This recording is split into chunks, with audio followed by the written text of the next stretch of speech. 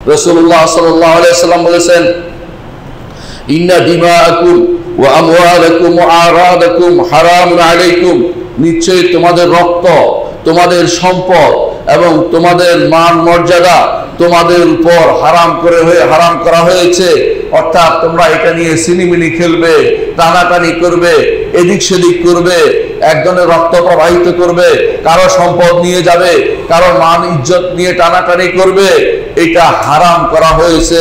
কাহুরমাতে ইয়াউমিকুম হাযা, যেমনি ভাবে আরাফার দিনের সম্মান রয়েছে, যেমনি ভাবে বালাদিকুম হাযা, মক্কার সম্মান রয়েছে, ফি শাহরিকুম হাযা, যেমনি ভাবে যুলহিজ্জা মাসের সম্মান রয়েছে। এটা রাসূলুল্লাহ সাল্লাল্লাহু আলাইহি ওয়াসাল্লাম বিদায় হজের ভাষণে আমাদেরকে বলেছিলেন। এর অর্থ হচ্ছে, এই হারাম করার মালিক কেউ হারাম হালাল করে মানুষের সম্পদ ভক্ষণ করা কখনো বৈধ হইতে পারে না। এই জন্য প্রত্যেকটি মানুষকে এই সম্পদ কোত্থেকে অর্জন করেছে আর কোথায় ব্যয় করবে, এই ব্যয় করেছে প্রশ্নের উত্তর কিন্তু দিতে হবে।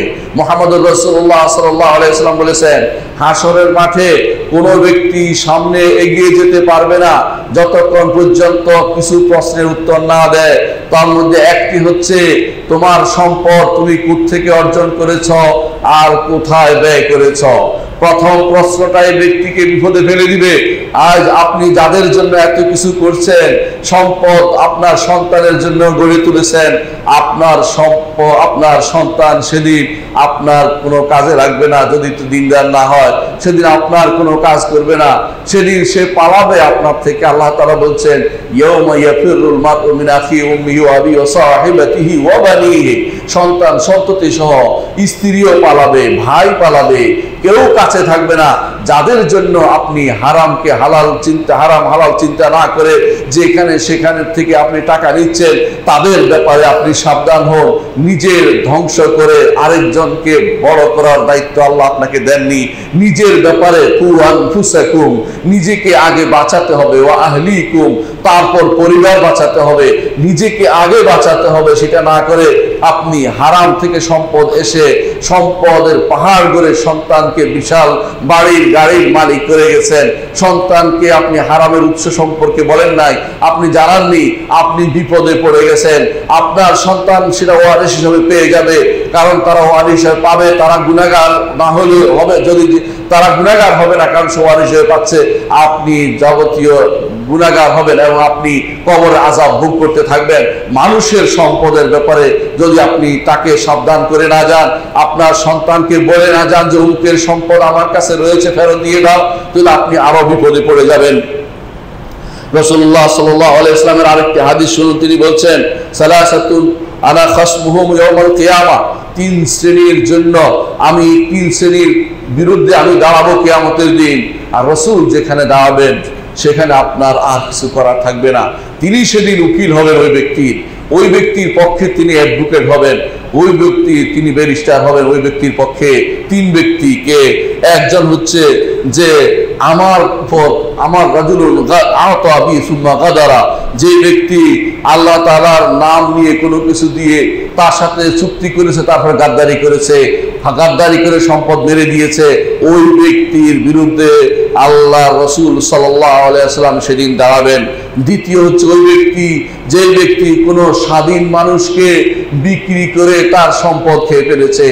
আজ আমাদের দেশে যারা নারী পাচার করে, বেশিরভাগই তারা নারীদেরকে দাসী হিসেবে বিক্রি করে দিচ্ছে, এবং সেটা এই বিরুদ্ধে রাসূলুল্লাহ সাল্লাল্লাহু আলাইহি ওয়াসাল্লাম সেদিন আপনার বিপক্ষে দাঁড়াবে।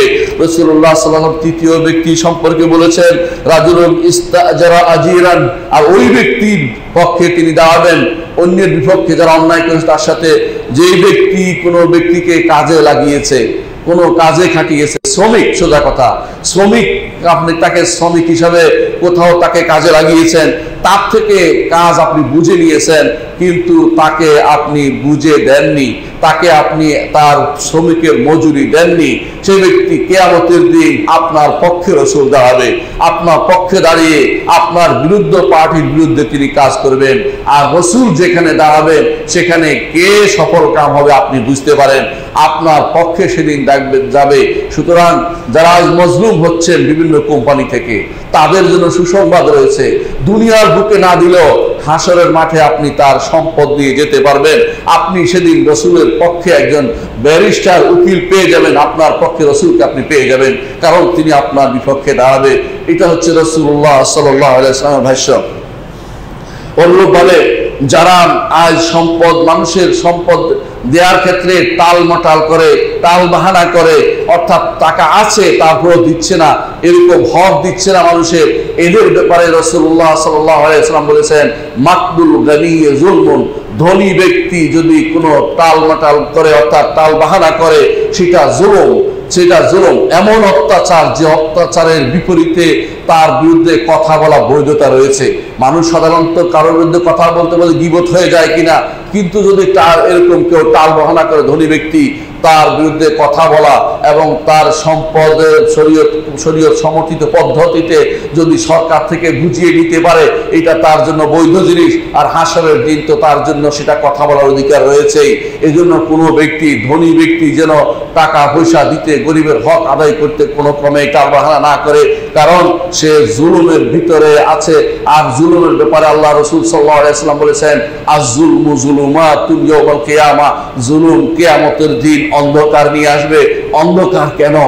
অন্ধকার হচ্ছে সেদিন তো সূর্য থাকবে না, সেদিন তো চাঁদ থাকবে না, সূর্য চাঁদ একত্রিত করে জাহান্নামে ফেলে দেওয়া হবে। শাস্তি দেওয়ার জন্য যারা সূর্যের ইবাদত করেছে, চাঁদের ইবাদত করেছে, তাদেরকে সেদিন সেখানে শাস্তি দেওয়া হবে।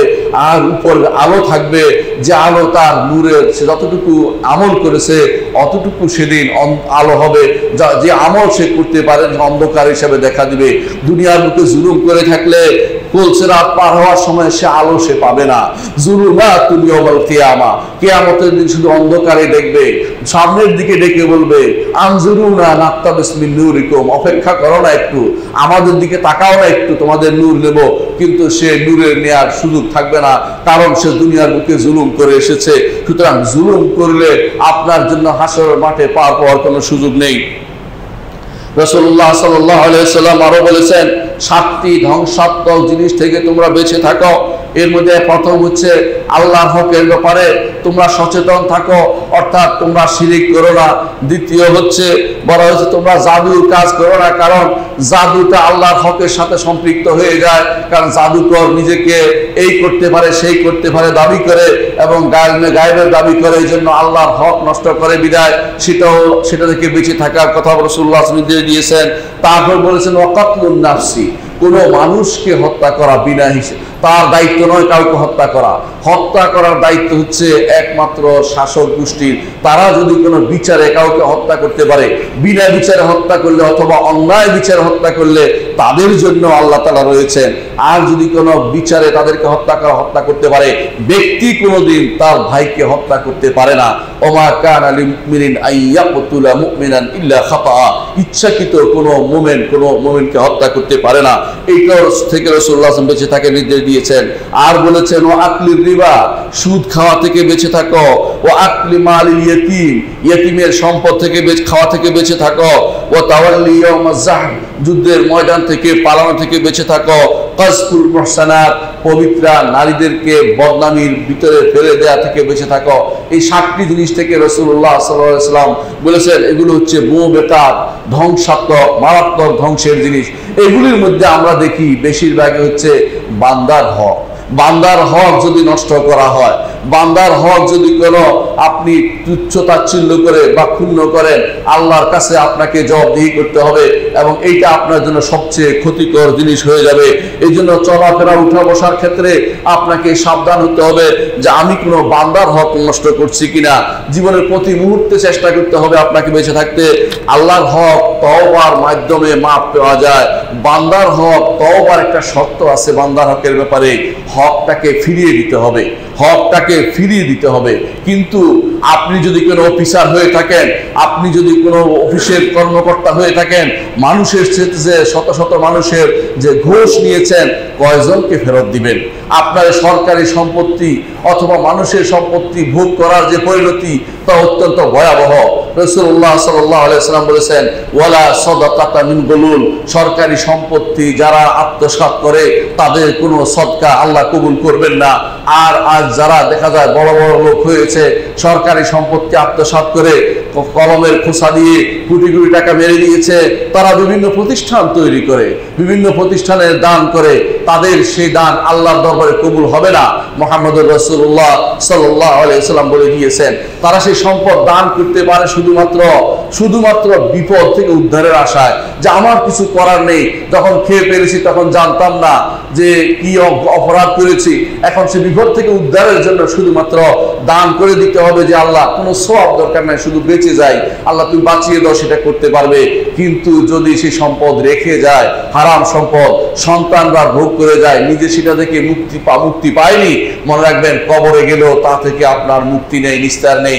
আপনি গুনাহে জারিয়া তৈরি করে যাচ্ছেন, আপনার গুনাহে জারিয়ার আপনাকে হাসরের মাঠ হতে কবর থেকে শুরু করে হাসরের মাঠ পর্যন্ত, হাসরের মাঠের পর ফুলসিরাত পর্যন্ত আপনাকে টেনে বেড়াবে কষ্ট। সেই কষ্ট একদিন দুদিনের নয়, 50,000 বছর আপনাকে সেই কষ্টের ভিতরে থাকতে হবে। রাসূলুল্লাহ সাল্লাল্লাহু আলাইহি ওয়াসাল্লাম বলেছেন, ইন্নাল্লাহা তাইয়্যিবুন লা ইয়াকবালু ইল্লা তাইয়্যিবান, আল্লাহ পবিত্র, তিনি পবিত্র ছাড়া কোনো কিছু পছন্দ তিনি কবুল করেন না। বুঝছেন তো? আপনি মনে করেছেন যে আপনি যেখান থেকে সেখান থেকে এনে কিছু একটা করে ফেললে জায়েজ হয়ে যাবে। অনেকে আছে পয়সাওয়ালা হওয়ার পরে চিন্তা করে যে এখন বাড়িতে অমুকখানে তমুকখানে মসজিদ মাদ্রাসা করে দেয়, হালাল হয়ে যাবে, তা কিন্তু না। রাসূলুল্লাহ সাল্লাল্লাহু আলাইহি ওয়াসাল্লাম বলেছেন, ইন্নাল্লাহা তাইয়্যিবুন লা ইয়াকবালু ইল্লা তাইয়্যিবান, আল্লাহ পবিত্র, তিনি পবিত্র ছাড়া কোনো কিছু গ্রহণ করেন না। এরপরে রাসূলুল্লাহ সাল্লাল্লাহু আলাইহি ওয়াসাল্লাম বললেন যে আল্লাহ তাআলা নবী রাসূলদেরকে নির্দেশ দিয়েছেন, ইয়া আইয়ুহার রাসূলু কুলু মিনাত তাইয়্যিবাতি ওয়া আমালু সালিহা, হে রাসূলরা আপনারা ভালো খান এবং ভালো থেকে খরচ করেন, কুলু মিনাত তাইয়্যিবাতি ওয়া আমালু সালিহান, নেক আমল করেন। রাসূলদেরকে নির্দেশ দিয়েছেন পবিত্র উপাদেয় হালাল জিনিস খেতে, হালাল জিনিস থেকে দান করতে। ঠিক একই নির্দেশ দিয়েছেন ঈমানদারদেরকে, ইয়া আইয়ুহাল্লাযীনা আমানু কুলু মিন তাইয়্যিবাতি মা রাযাকনাকুম, হে ঈমানদারগণ তোমাদেরকে যে পবিত্র রিজিক দিয়েছি তা থেকে তোমরা খাও। অর্থাৎ রাসূল এবং ঈমানদারদেরকে আল্লাহ তাআলা একই নির্দেশনা দিয়েছেন। এর অর্থ হচ্ছে একই নির্দেশনার উপর থাকতে হবে, হারাম থেকে বাঁচতে হবে, হারাম থেকে বাঁচতে হবে, হারাম থেকে বাঁচতে হবে, হারামের কোনো দিকে হাত বাড়ানো যাবে না। আল্লাহ রাসূলদেরকে যে নির্দেশ দিয়েছেন, ঈমানদারদেরকে একই নির্দেশনা দিয়েছেন। এরপরে বলেছেন রাসূলুল্লাহ সাল্লাল্লাহু আলাইহি ওয়াসাল্লাম, একজন মানুষ লম্বা সফর করে, লম্বা সফর কোথায় করে? লম্বা সফর হজ এবং উমরার জন্য করে। এর চেয়ে লম্বা সফর ইসলামে অনুমোদিত না। ইসলাম সফর করতে বলছে মক্কা মদিনার দিকে, অন্যদিকে মানুষ যায় দুনিয়ার প্রয়োজনে, কিন্তু দ্বীনের প্রয়োজনে যাচ্ছে।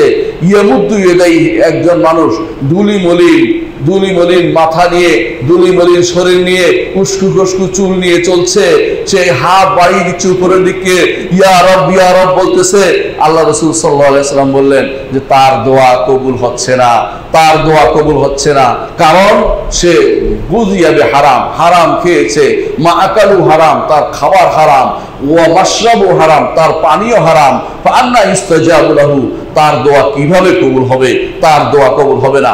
সুতরাং যদি দেখেন কেউ এরকম পাচ্ছে, মনে করবেন তাকে ইস্তিদ্রাজ করা হচ্ছে, ইস্তিদ্রাজ হচ্ছে ছাড় দিচ্ছে, এর তো এই নয় যে তার দোয়া কবুল হচ্ছে, বরং মনে রাখতে হবে যে এটা তাকে ছাড় দিচ্ছে, দুনিয়ায় দিয়ে দেয়া হচ্ছে আখিরাত বরবাদ হওয়ার জন্য।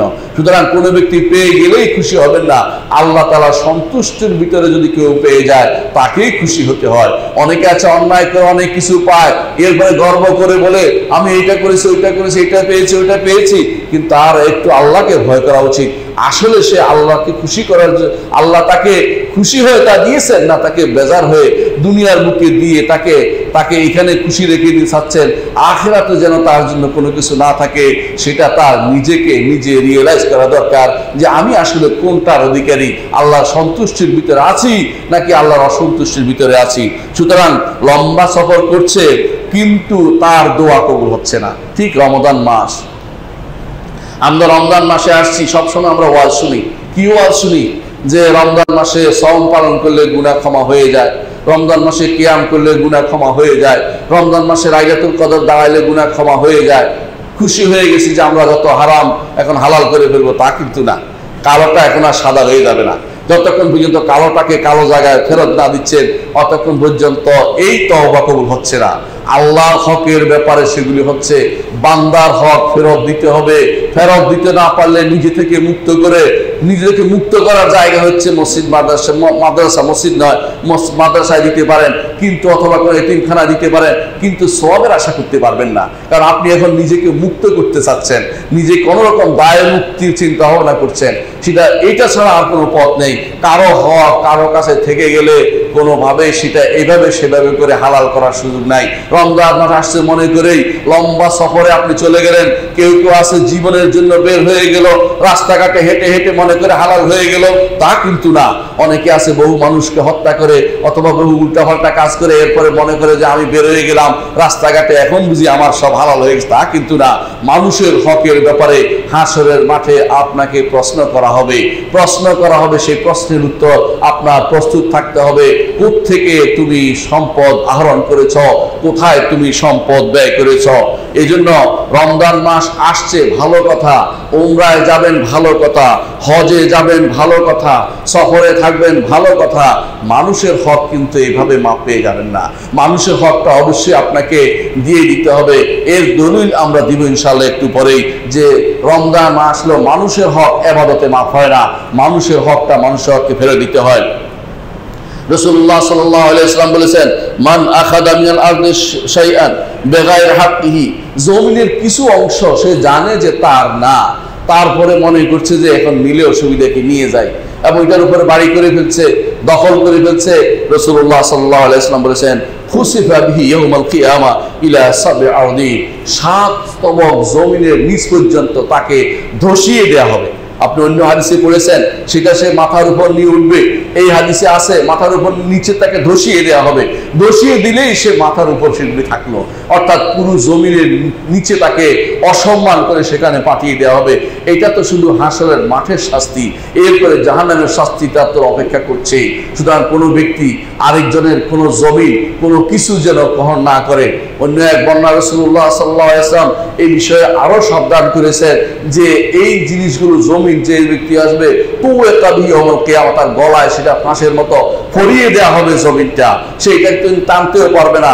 ব্যক্তি জমিন 7 স্তবক জমিন কিভাবে টানবে, টানতে পারবে না। কিন্তু এখন দুনিয়ার বুকে মজা করে আপনি বাড়ি করছেন, জায়গা করছেন, সেটা কিন্তু আখিরাতে আর মজার জিনিস থাকবে না। আর আখিরাতের জীবন কোনো একদিন দুদিনের নয়, খায়রু ওয়া আবকা, যা চিরস্থায়ী। এই চিরস্থায়ী জীবনকে যারা নষ্ট করছে দুনিয়ার সামান্য সম্পদের লোভে, দুনিয়ার একটি আইলের লোভে, একটি যা সামান্য 1 বিঘা জায়গার লোভে যে ব্যক্তি চিরস্থায়ী জীবন নষ্ট করছে, তার চেয়ে বোকা আর কেউ হতে পারে না। রাসূলুল্লাহ সাল্লাল্লাহু আলাইহি ওয়াসাল্লাম হাদিসে বলেছেন, মান কানাত ইনদাহু মাজলামাতুন লিআখিহি, যার কাছে তার ভাইয়ের কোনো জুলুম থাকবে, বুঝছেন কিনা, আপনি কোনো ভাইকে জুলুম করেছেন, সেই জুলুমের অধিকার আপনার উপর রয়ে গেছে, ফালিয়াতাহাল্লাল মিনহা, সেজন্য এটা থেকে দুনিয়ার বুকে হালাল হয়ে নেয়। আপনার স্ত্রীর উপর জুলুম করেছেন, তার থেকে মাপ নিয়ে নেন। কোন সন্তানের উপর জুলুম করেছেন, তার থেকে ক্ষমা নিয়ে নেন। আপনার ভাইয়ের উপর জুলুম করেছেন, ক্ষমা নিয়ে নেন। আশে প্রতিবেশী সবার উপর জুলুম করেছেন, তাদের থেকে ক্ষমা নিয়ে নেন। ফাইন্নাহু লাইসা সাম্মা দিনার ওয়ালা দিরহাম, কারণ সেদিন কোনো দিনার ও দিরহাম থাকবে না। মিন ক্বাবলা ইউখাযা লিআখি মিন হাসানাতিহি, সেদিন কি হবে, একজন ভাই থেকে তার নেকটা নিয়ে নেওয়া হবে। অর্থাৎ আপনি ভালো কিছু করেছেন, রোজা রেখেছেন, কিয়াম করেছেন, সিয়াম করেছেন, আপনি উমরা করেছেন, রমজান মাসে অনেক কিছু করেছেন, বিশাল বিশাল আপনি নেকের অধিকারী হয়েছেন, কিন্তু সেদিন আপনার এগুলো কষ্ট করে নিয়ে এত কষ্টের অর্জিত সম্পদ আরেকজনকে দিয়ে দেয়া হবে। যখন দেখা দেখবে যে দেওয়ার পরেও অবশিষ্ট না, অর্থাৎ আরো মানুষ রয়েছে প্রাপ্য, অনেকেই পাবে আপনার সম্পদ, তখন রাসূলুল্লাহ সাল্লাল্লাহু আলাইহি ওয়াসাল্লাম বলেছেন, ফায়ুখাযু মিন হাসানাতি সাইয়্যাতি আখি ফাতুরিআত আলাইহি, ওই ব্যক্তির গুনাহগুলো এই ব্যক্তির পিঠের উপর উঠিয়ে দেওয়া হবে। এটা হচ্ছে রাসূলুল্লাহ সাল্লাল্লাহু আলাইহি ওয়াসাল্লামের ঘোষণা। দুনিয়ার বুকে আপনি হয়তো পার পেয়ে যাবেন, আপনি হয়তো বিশাল কিছু, আপনার এমন ব্যক্তিত্ব যা আপনার কাছে কোনো আইন প্রয়োগকারী সংস্থার লোকেরা ঘেঁষতে পারে না, কিন্তু আখিরাতের জায়গা, সেখানে কোনো আলাদা কোনো বিচারক নেই, কোনো আইন প্রয়োগকারী সংস্থা নেই। সেখানে যারা আছে সেরা হচ্ছে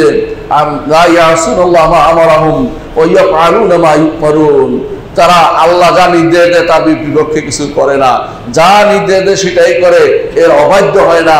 সেটা হচ্ছে ফেরেশতারা। আল্লাহ তাআলা কোরআনে কারীমের জন্য বলেছেন যে আলাইহা মালাইকাতুন গিলাজুন শিদাদুন, জাহান্নামের উপরে থাকবে এমন মালাইকারা যারা গিলাজ কঠোর হৃদয়, শিদাদুন কঠিন, একটু চোখের পানি বের হবে আপনাকে দেখে। দুনিয়ার বুকে মানুষ জ্বলতে দেখে কারো না কারো চোখের পানি বের হয়, সেদিন ফেরেশতারা এমন পাহারাদার, আপনাকে জ্বলতে দেখেও পাহারা তাদের কোনো চোখের পানি বের হবে না। সেদিন আপনি চিৎকার করে বলবেন ইয়া মালিকুল ইয়াকদি আলাইনা রাব্বুক, হে মালিক আমাদেরকে যেন মৃত্যু দিয়ে দেয়, আল্লাহকে একটু বলেন না। আর মালিক সেদিন বলবে ইন্নাকুম মাকিসুন, তোমরা সেখানেই থাকবে, তোমাদের এখান থেকে বের হওয়ার কোনো পথ থাকবে না। সুতরাং সাবধান হন, মানুষের হকের ব্যাপারে সাবধান হওয়া দরকার।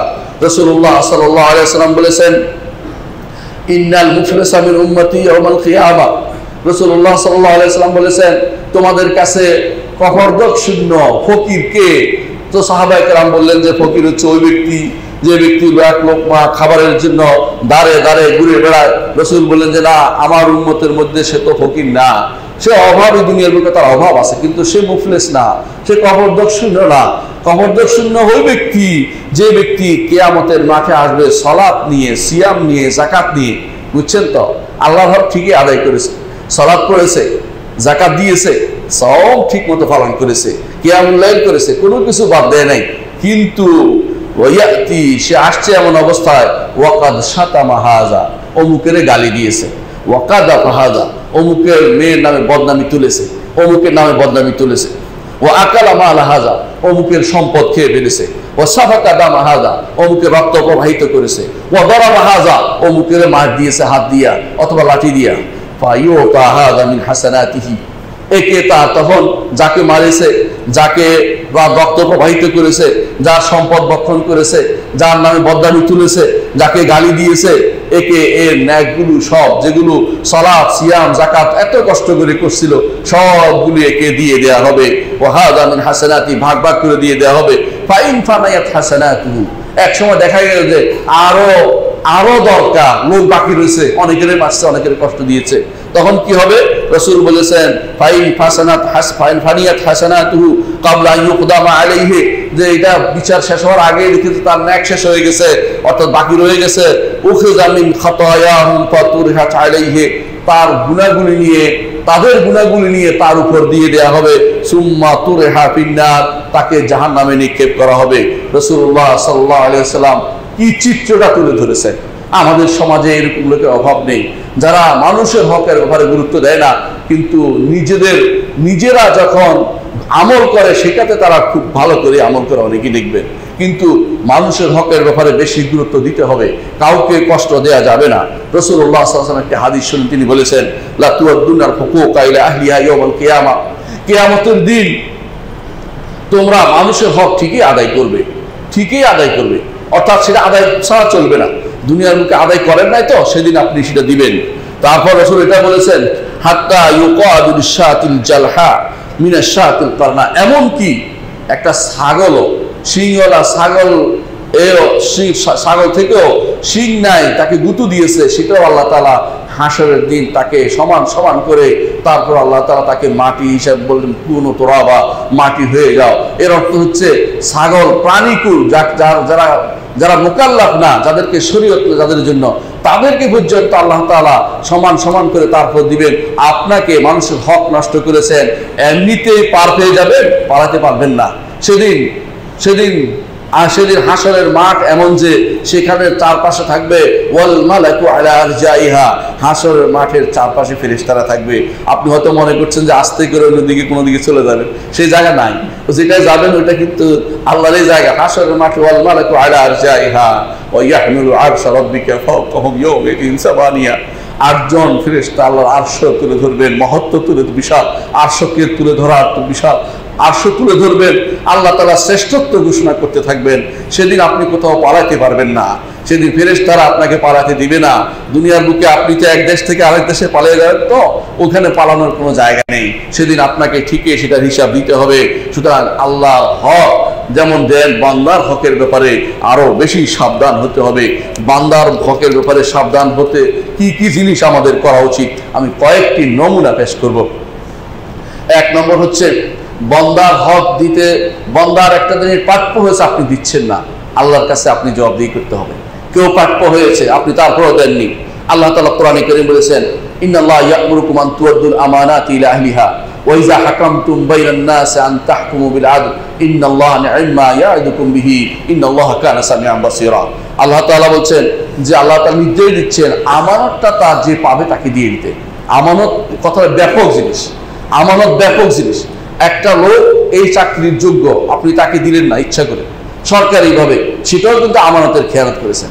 রাষ্ট্রপতি বা রাষ্ট্রের যারা কর্ণধার, তাদের জন্য দায়িত্ব হচ্ছে যে যে জায়গার উপযুক্ত তাকে সে জায়গায় দেয়া, যে যে সম্পদের উপর তাকে সম্পদ দেয়া, যে যে কাজের উপর তাকে সেই কাজে নিয়োগ দেয়া, এটা নির্দেশনা আল্লাহ তাআলা দিয়েছেন। এর বিপরীতে আপনাকে বলেছেন, ইয়া আইয়ুহাল্লাযীনা আমানু আতিউল্লাহ ওয়া আতিউর রাসূলা ওয়া উলিল আমরি মিনকুম, হে ঈমানদারগণ তোমরাও, রাষ্ট্র যখন তোমাদের কথা, তোমাদেরকে নির্দেশনা, রাষ্ট্রকে যেমন তোমাদের কথা মেনে চলতে, তোমাদেরকে দেখতে হবে, তোমাদেরকেও রাষ্ট্রের দিকে তাকাতে হবে। সেটা কি? আল্লাহর নির্দেশ মেনে চলো, রসুলের নির্দেশ মেনে চলো, এবং তোমাদেরকে তোমাদের শাসকদের নির্দেশনা মেনে চলবে যতক্ষণ পর্যন্ত সেটা শরিয়া বিরোধী না হয়। শরিয়া বিরোধী না হলে তাদের কথা মেনে চলতে হবে। অর্থাৎ আপনাদেরকে এই দায়িত্ব পালন করতে হবে। সম্পদের দায়িত্ব, সম্পদ সুষম বন্টনের দায়িত্ব রাষ্ট্রের উপর রয়েছে। তারা যেখানে সেখানে সম্পদ নষ্ট করতে পারে না, যাকে তাকে দিতে পারে না, অর্থাৎ সেখানে আমানতের খেয়ানত করতে পারে না। আপনিও আপনার পরিবারের আমানতের খেয়ানত করতে পারেন না।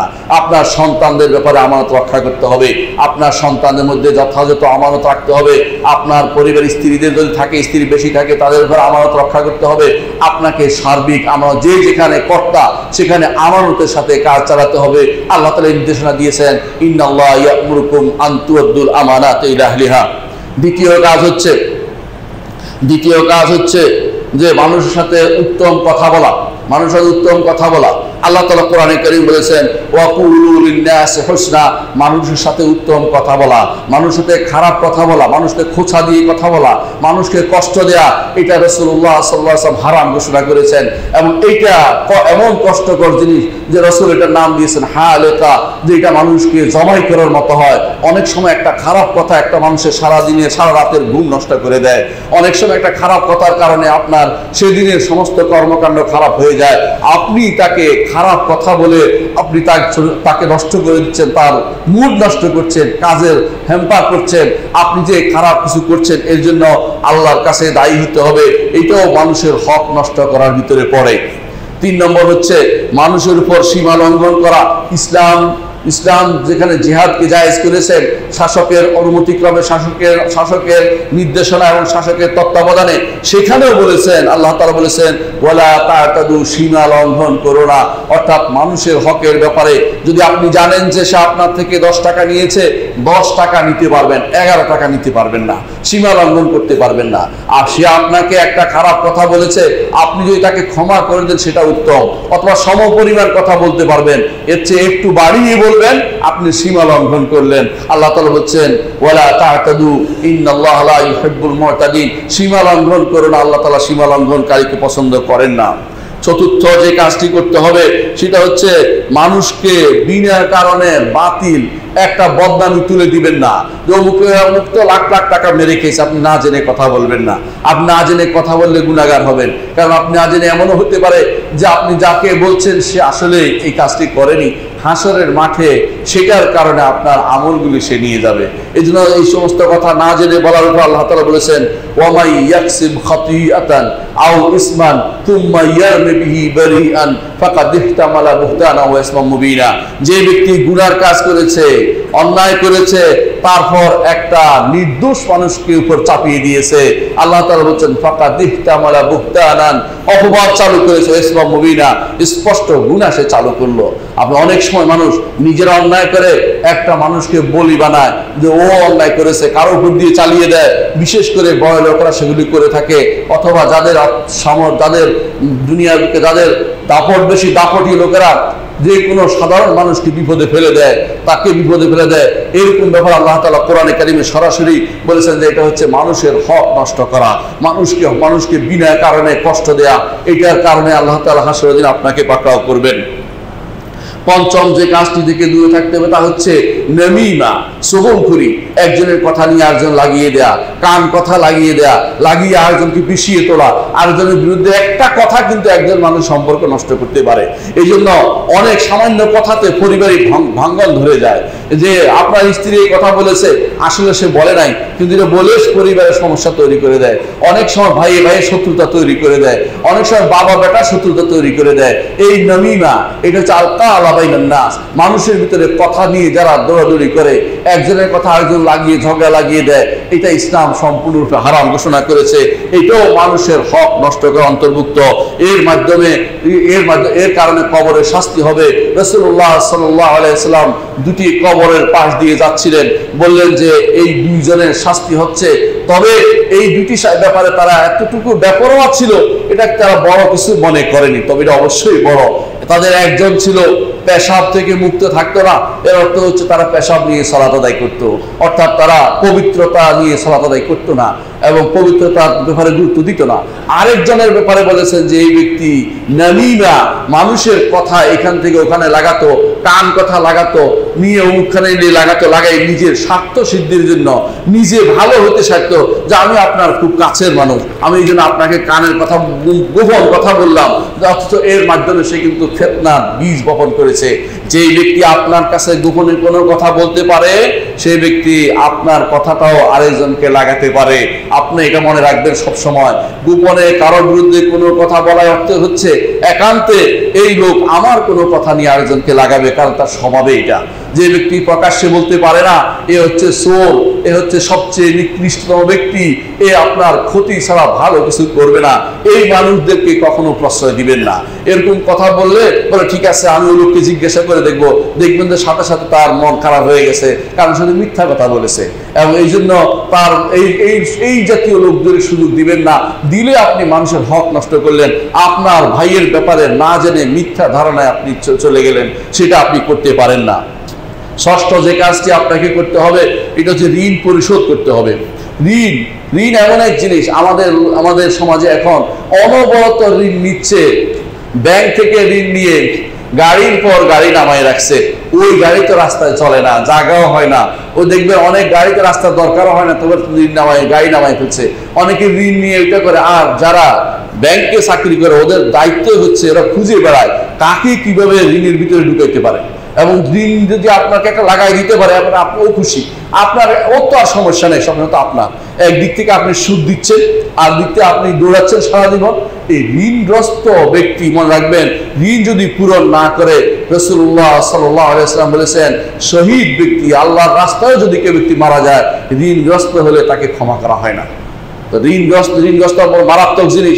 ঋণ রেখে মারা যাবেন না। ঋণ রেখে মারা গেলে ঋণের ওসিয়ত করে যাবেন যে আমার ঋণ ওইটা থেকে পরিশোধ করতে হবে, সেটার ব্যবস্থাপনা করে যাবেন, বলে যাবেন সন্তানদেরকে, আত্মীয়দেরকে, ওসিয়তনামা লিখে যাবেন আমার এত টাকা ঋণ আছে, এই ঋণটা অমুক খান থেকে পরিশোধ করা হবে, তোমাকে সেই নির্দেশনা দিয়ে ওসিয়ত করে গেলাম, সেটা করবেন, নাহলে আপনার ঋণ পরিশোধ হবে না। অর্থাৎ ঋণ পরিশোধ না হলে আপনাকে শাস্তি পেতে হবে। মুহাম্মদুর রাসূলুল্লাহ সাল্লাল্লাহু আলাইহি ওয়াসাল্লাম তার কাছে যখন জানাজা নিয়ে আসা হতো, তখন তিনি জিজ্ঞাসা করতেন এই লোক কি কোনো মানুষের কাছে ঋণ করে গেছে? যদি বলতে হ্যাঁ ঋণ পাওনা রয়ে গেছে অমুক অমুকে, রাসূল বলতেন সাল্লু আলাইহি, তোমরা পড়ো, আমি তার জানাজা করব না। কত কঠিন জিনিস। ঋণের কারণে রাসূল জানাজা পড়া বন্ধ করে দিয়েছেন। অথচ আব্দুল্লাহ ইবনে উবাইর জন্য তিনি জানাজা পড়ার জন্য দাঁড়িয়ে গেছেন নিজে যাইয়া, বারবার বলেছেন যে 70-এর উপরে যদি ক্ষমা চাইতে হয় আমি ক্ষমা চাইতে রাজি আছি। অথচ ঋণের ব্যাপারে তিনি মোটেই ছাড় দিলেন না, কারণ মানুষের হকের ব্যাপারে ছাড় চলে না। আপনি মাপ কবরে গেলেই মাপ পেয়ে যাবেন, মাপ করে দিবে এমন শিরুটি আপনাকে কে দিয়েছে? বহু মানুষ আছে ভালো মানুষ কিন্তু ঋণ করেছে প্রচুর। এই ভালো মানুষের থাকবে না ঋণের কারণে। এই জন্য ঋণ পরিশোধের ব্যবস্থা আপনাকে রেখে যেতে হবে। কোনো ব্যক্তি ঋণ করবেন না, যতটুকু পারেন একটা বিনিময় দিয়ে। রাসূলুল্লাহ সাল্লাল্লাহু আলাইহি ওয়াসাল্লাম তিনি রেহান রেখে এনেছেন, অর্থাৎ সেটা সমমূল্যের জিনিস দিয়ে তিনি খাবার নিয়ে এসেছেন, কিন্তু ঋণ নিয়ে আসেন নাই। কারণ ঋণ মারাত্মক ক্ষতির কারণ। আর আমাদের ঋণ তো ফ্রি হয় না। একটা কর্জে হাসান যদি হতো ভালো কথা ছিল, কিন্তু কর্জে হাসান তো আমাদের হয় না। আমাদের তো সমস্ত ঋণেই সুদ, বেশি শতকরা 90% ঋণেই সুদ। সুদ ছাড়া কেউ আপনাকে দিবেই না। কোনো না কোনো একটা মুডে আপনাকে ফেলে সুদের ভিতরে ঢুকিয়ে দিবে। আর আপনি তখন ঋণের গুণা, সুদের গুণা, আর যে আল্লাহ এবং তার রাসূলের যে উন্নত সম্পর্ক থেকে বিচ্যুতি হওয়ার গুণা থেকে আপনি মুক্ত হয়ে গেলেন, বিচ্যুতি গুণার ভিতরে পড়ে গেলেন। এর অর্থ হচ্ছে আপনি সবচেয়ে বেশি ক্ষতিগ্রস্ত হয়ে ঋণগ্রস্ত হওয়া। ঋণগ্রস্ত ব্যক্তি অবশ্যই মানুষের হক আদায় করেনি। মানুষের হক আদায় করতে হবে, ঋণ দিয়ে দিতে হবে। সপ্তম যে কাজটি করতে হবে মানুষের হক আদায়ের পরে, প্রতিবেশীর হক আদায় করতে হবে। প্রতিবেশীর হক আদায় করতে হবে। প্রতিবেশীর হকের ব্যাপারে আল্লাহ তাআলা কোরআনে কারীম বলেছেন। কোরআনে কারীমের সরাসরি আয়াত, জাল জিল কুরবা ওয়াল জারিল জুনুবে, পার্শ্ববর্তী বলতে দুইটা বোঝাইছে। চাকরির ক্ষেত্রে যিনি প্রতিবেশী তিনিও প্রতিবেশী, অবস্থান জায়গাতে যিনি প্রতিবেশী তিনিও প্রতিবেশী। এবং প্রতিবেশী মুসলিম হলে তার দুইটা হক। প্রতিবেশী যদি কোনো আত্মীয় মুসলিম হয় তার 3টা হক। প্রতিবেশী যদি কোনো কাফের হয় তার 1টি হক। এর অর্থ হচ্ছে আপনাকে এই হকগুলির ব্যাপারে সাবধান হতে হবে। এইটাও মানুষের হক আদায়ের ব্যাপার একটি অংশ। অষ্টম হচ্ছে সৎ কাজের আদেশ এবং অসৎ কাজ থেকে নিষেধ করতে হবে। প্রতিবেশীকে আপনি দেখছেন অন্যায় কাজ করছে, কিছুই বললেন না, যে তার কাছে দেখবে, আপনি কিন্তু প্রতিবেশীর হক আদায় করেননি। প্রতিবেশীর হক আদায় না করলে হাসরের দিন আপনাকে পাকড়াও করা হবে। কারণ আপনি দেখেছেন অন্যায় হচ্ছে, আপনি সেখানে চুপ থাকতে পারেন না। আল্লাহ তাআলা বলছেন, কুনতুম খায়রা উম্মাতিন উখরিজাত লিন-নাস তা'মুরুনা বিল মা'রুফ ওয়া তানহাউনা আনিল মুনকার। তোমরা হচ্ছে উত্তম জাতি, তোমাদের দায়িত্ব হচ্ছে সৎ কাজের আদেশ দেওয়া, অসৎ কাজ থেকে নিষেধ করা। সুতরাং বান্দার হকের ব্যাপারে আমাদেরকে সাবধান হতে হবে। আল্লাহ আমাদেরকে এগুলো বুঝার তৌফিক দান করুন। আকুলু কাওলি হাযা ওয়া আস্তাগফিরুল্লাহ লি ওয়া লাকুম ওয়া লিসাইরিল মুসলিমিনা ফাস্তাগফিরু ইন্নাহু হুয়াল গাফুরুর রাহিম। ইন্নাল হামদালিল্লাহ নাহমাদুহু ওয়া নাস্তাঈনুহু ওয়া নাস্তাগফিরুহ ওয়া নাউযু বিল্লাহি মিন শুরুরি আনফুসিনা ওয়া মিন সাইয়্যাতি আমালিনা। من يهده الله فلا مضل له ومن يضلل فلا هادي له واشهد ان لا اله الا الله وحده لا شريك له واشهد ان محمدا عبده ورسوله اما بعد। সম্মানিত মুসলিয়ানি کرام, অনেকে বলে থাকেন যে মুসলিমের হক আদায় করে কাফের হক আদায় করে না, কথা ঠিক নয়। কাফের যদি আপনার কাছে কোনো সম্পদ পায় তাকে সেটা আদায় করতে হবে, আপনাকে শাস্তি পেতে হবে। সে হয়তো দ্বারা উপকৃত হবে না হাসরের দিন, কিন্তু আপনাকে এর কারণে শাস্তি পেতে হবে মানুষের হক নষ্ট করার জন্য। আর ইমানদার যদি হয় তো আপনি বহু রকমের শাস্তির ভিতরে পড়বেন। ইমানদার যদি হয় হাসরের দিন সব পার হয়ে গেল, আপনাকে এক জায়গায় আটকে যাবে। পুলসিরাত পার হওয়ার পরে কান্তরাতে আটকে দেওয়া হবে। কান্তরা হচ্ছে পুলসিরাতের পরে আরেকটা ছোট পোল আছে, সেই পোলে আটকে দেওয়া হবে। যতক্ষণ পর্যন্ত একে অপরকে পরিপূর্ণ মাফ না করছেন, ক্ষমা না করছেন, বিদ্বেষ মুক্ত না হচ্ছেন, আপনাকে জান্নাতে দেওয়া হবে না। একে অপরকে থাপ্পড় দিয়েছেন, ওই থাপ্পড় সেখানে একে অপরকে ক্ষমা করে দিতে হবে। একে অপরকে কিল দিয়েছেন, ওই কিলের ব্যাপারে সেখানে ক্ষমা করে দিতে হবে, না আপনি কান্তরা পার হইতে পারবেন না। এই জন্য আরবরা বলে তাজাওয়াজাল কান্তরা পার হয়েছে, অর্থাৎ জান্নাতে যাওয়ার আর পিছনে ফিরে আসবে না। কিন্তু যদি আপনি এর আগে আটকে যান, এর অর্থ হচ্ছে আপনার মানুষের মুসলিমের হকের কারণে মাঝে মধ্যে আপনি সেখানেও আটকে যাবেন। সেই জন্য আপনাকে মুসলিমের হকের উপর আরো বেশি সাবধান হতে হবে। আর আরেকটি হক হচ্ছে মুসলিমের, তা হচ্ছে যে মুসলিমকে গোপন করা। মুসলিমের কোনো দোষ দেখছেন, চেষ্টা করবেন সেটা প্রচার না করে তাকে বুঝিয়ে দিতে, হয়তো সে থেকে ফিরে আসবে। তাকে প্রচার করে ইশাআতুল ফাহিশা, অশ্লীলতাকে আরো উস্কে দেয়া, এটা ইসলামী শরীয়ত অনুমোদিত নয়, এটা হারাম কাজ, এটা করতে পারেন না। আর করবেন সবচেয়ে বেশি মুসলিমকে কখনো কাফের দেখে একজন নির্দিষ্ট মুসলিমকে কাফের বলবেন না। ওই ব্যক্তির মতো হবেন না যারা কথায় কথায় মানুষদের কাফের বলে, অমুক কাফের কাফের কাফের, তাহলে কাফের ব্যাগ নিয়ে বসেছে, তিনি কাফের বাক্স নিয়ে বসছে, এখান থেকে শুধু কাফের ফতোয়া বের হয়। এই সমস্ত মানুষের মতো আপনি হবেন না। আর আপনাকে গীবত থেকে দূরে থাকতে হবে। গীবত করবেন না মানুষের, রাস্তায় খড়কুটো দিয়ে আপনার প্রতিবেশী বা মানুষের চলাচল করে মানুষদের কষ্টের কারণ হবেন পাবেন না। মানুষের জন্য, মুসলিমদের জন্য কল্যাণের যে কোনো প্রত্যেকটি কাজ করবেন। আপনাকে জুলুম করলো ক্ষমা করার চিন্তা ভাবনা করবেন। মাযালিম, মানুষের যে সমস্ত জুলুম আছে আপনি জানেন না, হয়তো কেউ না জেনে করেছে, এমন ব্যক্তিকে আপনি ক্ষমা করে দিবেন। আপনি ধরে রাখেন, সে তো জানে না, হয়তো এমনও হতে পারে সে জানে না আপনি কষ্ট পাচ্ছেন, আপনি তাকে ক্ষমা করে দিবেন। প্রয়োজনে বলবেন এই কাজটি আমার পছন্দনীয়, যাতে সে তা থেকে ফিরে আসতে পারে। আর মানুষের হকের ব্যাপারে কিয়ামত আসার আগেই হকের ব্যাপারে সাবধান হন। মানুষের হক আদায় না করলে আপনি আল্লাহর হক আদায় করেই শুধু পার পেতে পারবেন না, কিন্তু তাই বলে তওবা করা বন্ধ করবেন না। যদি কাউকে এরকম হয় যে কাউকে পাচ্ছেন না, তার হকটা দিবেন কি করে? কারো হক নষ্ট হয়ে গেছে, তাকে পাচ্ছেন না, তখন তার নামে সেটা সদকা করে দেন, তার নামে সেটা সদকা করে দেন। আর বেশি বেশি করে তওবা করুন। আল্লাহ যেন আপনাকে হাসরের দিন তাকে যেন ভুলিয়ে দেয়, তাকে যেন মাফ করে তাকে জান্নাত দিয়ে দেয়। সেজন্য আপনার কথা, আপনার বিরুদ্ধে এলিগেশন করার মতো সেজন্য আর সেরকম অবস্থায় না থাকে। সেই জন্য বলে আমি সবাইকে ক্ষমা করে দিলাম, আপনিও যেন সেই ক্ষমার ভিতরে পড়ে যান। সেই জন্য বেশি বেশি করে ন্যাক আমল করেন। আর ওর জন্য যে সমস্ত সম্পদ ওর থেকে আপনি নষ্ট করেছেন, সেটাকে আল্লাহর রাস্তায় দিয়ে দেন। আল্লাহর রাস্তায় দিয়ে সওয়াবের আশা না করে এই জন্য দিবেন যে আল্লাহ যেন আমাকে এই বিপদ থেকে উদ্ধার করে হাসরের দিন, যেন এর দ্বারা আমার ভাইকে উপকৃত করে যার সম্পদ আমি নষ্ট করেছি। এমন হতে পারে বর্তমানে সেগুলি পাওয়া অত্যন্ত সহজ। অনেকের কাছে সম্পদ নিয়ে গেলে আপনি যদি করে বলেন যে তোমার থেকে টাকা নিয়েছিলাম ফেরত দিচ্ছি, লজ্জাজনক অবস্থা হয়। এখন তো বহু রকমের টাকা ফেরত দেওয়া যায়। সম্পদ তার নম্বর জোগাড় করে বিভিন্নভাবে তার নামে পাঠিয়ে দিলে হয়, বিভিন্নভাবে বিকাশ করে পাঠিয়ে দিতে পারেন, অথবা বিভিন্নভাবে তার বাসায় পাঠিয়ে দিতে পারেন, তার জন্য খরচ করে বিশেষ করে কিছু কিছু পাঠিয়ে দিতে পারেন, তার ছেলেদেরকে সব সম্পদ দিয়ে দিতে পারেন, হাতে দিয়ে দিতে পারেন। দিয়ে দিতে হবে আপনাকে, মোট কথা এটাই। যে কোনোভাবে হোক সম্পদ রেখে দেওয়া যাবে না। আপনি আরেকজনের সম্পদ নিয়ে কবরে চলে যাবেন, আপনাকে এর জন্য জবাবদিহি করতে হবে। এই জন্য আমাদের প্রত্যেকের উচিত নিজের দিকে তাকানো, আমি কি পরিচ্ছন্ন হয়ে যাচ্ছি কিনা। দুনিয়া থেকে যাওয়ার আগে আল্লাহর হক এবং বান্দার হকের ব্যাপারে কতটুকু আমি সচেতন হয়েছি, আমাদের সে ব্যাপারে গুরুত্ব দেওয়া উচিত।